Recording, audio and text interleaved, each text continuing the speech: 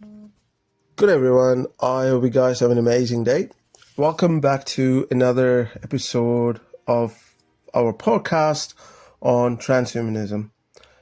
Today I'm going to deep dive into a topic that lies at the core of human existence. That is the personal identity. As a transhumanist, right, we often talk about enhancing the human body and mind, but this raises some profound questions about what it means to be you. Can we remain the same person after undergoing significant technological enhancement?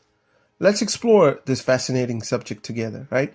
Now, you may wonder, or you may ask, what is personal identity, right? First, let's talk about what it means by a personal identity. Identity is essential. What makes you, you? It is a collection of your memories, thoughts, physical attributes, and consciousness. Traditionally, people view identity as something that remains continuous over time, but as we move into the world where transhumanism offers way to enhance or even radically alter our bodies and minds, we must ask one important question. How will these changes impact who are we? Are we defined by our physical body, or are we more than just a collection of cells? Is it our minds, our thoughts, or even our memories that defines us? And more importantly, what happens when these aspects of ourselves are modified or enhanced? Think about it, what I just said, right?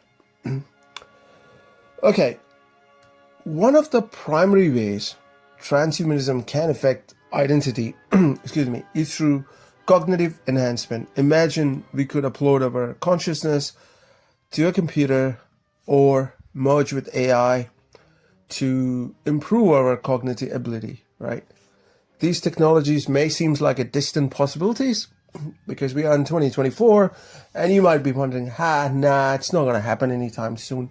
But you'd be surprised, given the amount of technological advancement and the research that's happening behind the scene. Because these are a part of transhumanism vision of pushing human boundaries.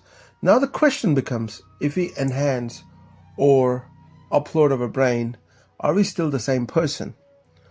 Are we preserving the continuity of our identity, or are we creating an entirely new version of ourselves? Consider the area of memory uploading. If you upload your mind to a computer, let's say, or to a cloud, could be Azure or could be AWS or the Google, let's say for the sake of argument, because that's the most common, the cloud services that's available out there. You may have the thoughts, memories, and feelings, but is it still you, or is it just a copy of you? Think about what I just said. When you upload your mind to a computer, are we talking about you, or is it just a copy of you? Now, you might have heard about a philosophical concept that's called the ship of Theseus.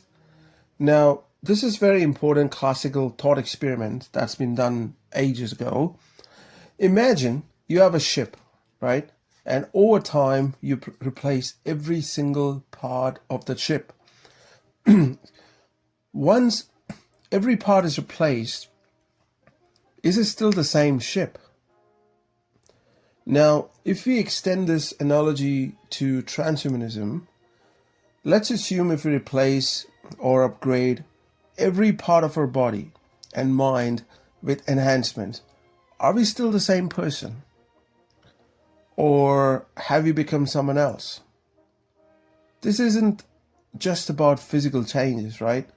It's about changes to our consciousness, our memories, and our thought process. Now, let me talk about something interesting, right? That is the body versus mind and what defines you. So this is another question, or I would say a fascinating question in transhumanism. That's the relationship between the body and mind. Which of these defines our identity more? For some, you can say our physical form is an integral to who we are, but others believe it's the mind, our consciousness, memories, and thought process that truly makes us unique. Now, imagine if you could transfer our consciousness to your new body, or even to a virtual world, as I mentioned before.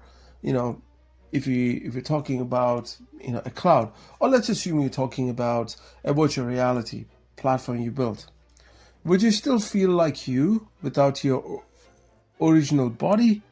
Could you experience life as a digital being? Now, transhumanism opens up the possibility of separating the body from identity. But what consequence might this have for how we understand ourselves, right? It's an interesting and intriguing part to think about, right? Now, let's talk about ethics, right? Because that's very important for a transhumanist, right? Like, I'm a transhumanist. For me, ethical implication is extremely important, right? It's not just about, taking a human being as a raw material and enhancing it to the next stage of evolution. Of course, that's one of our agenda, because we want human race to be extremely powerful, enhanced with higher consciousness, so that we make a right decision for our planet Earth, even have an opportunity to colonize other planets, right? Because you could say that we transhumanists are looking after human race, right? Now, of course, with these transformation comes ethical concerns. If we can fundamentally change who we are, what does that mean for human rights, relationship, and society at large? If someone enhances their intelligence, let's say, or memory far beyond human capabilities, how do we treat them? Would they have different rights or responsibilities, you may ask? And what if someone undergoes so many enhancements that they no longer resemble their original self? Could we still hold them accountable for things their old self did, like, for instance, a crime they did, or anything against the law they did? The legal and moral implications of transhumanism are vast, and they highlight the need for careful consideration as we move forward. Now, let me talk about a little bit more about the role of memory in personal identity, right? Let's focus on something a philosopher, John Locke, mentioned in the past. What he said, a personal identity is tied to memory. That's exactly what he mentioned whenever he discussed about the memory. As long as you remember your past experience, you're the same person. But if we could selectively alter or enhance our memories, does that still hold true, you may wonder? Or let me put it this way. Think about it for a second, what I just said.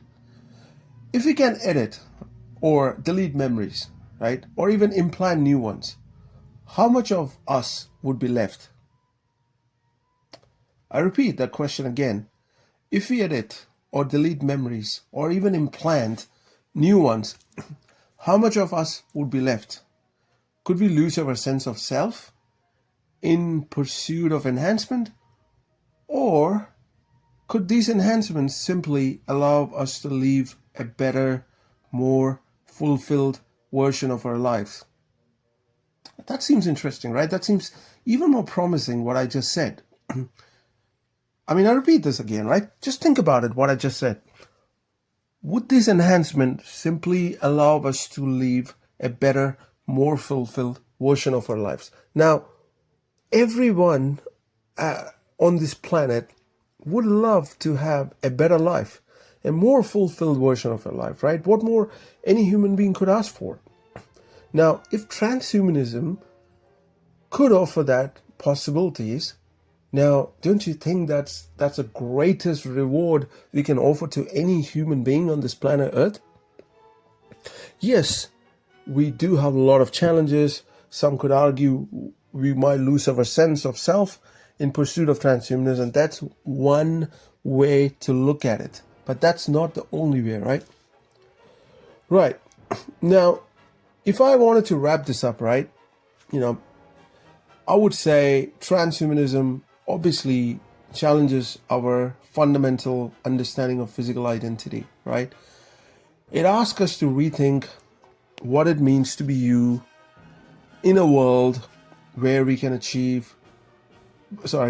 enhance or modify ourselves in a ways never before possible. So, is identity fixed? You may wonder. Or can it evolve with technological progress as the technology moves forward? Can we still claim to be the same person if we replace our body, our memories, or even our consciousness? Ultimately, answer may be subjective, right? What matters is how we, as individuals and as a society, decides to define personal identity in an age of transhumanism.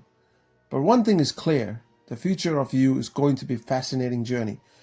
I do understand there might be some controversy because, if you're a religious person, you might say it challenges the notion of a God. But then I would have to ask you a question. What do you define a God? How do you know that what you talk about a God is a real God, right? Are you saying that because we invent a language, we invent a God? There's a high chance. There's a high possibility that could be the case, right? Because we human beings measure everything based on what we understand, our consciousness, the stuff we have learned, and everything we measure based on things we know, right?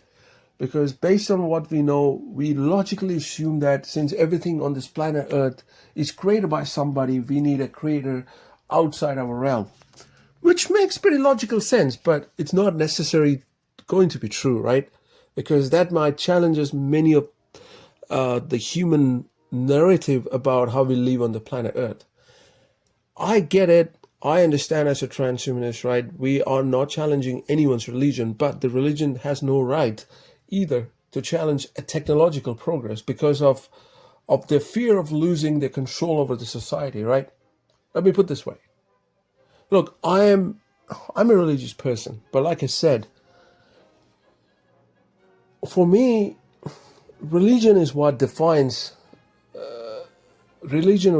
taught me as a Jewish individual to go and explore what we do beyond human potential. Like I always said, in Jewish philosophy, it's not about outsourcing your problem to the creator. It's partnering with.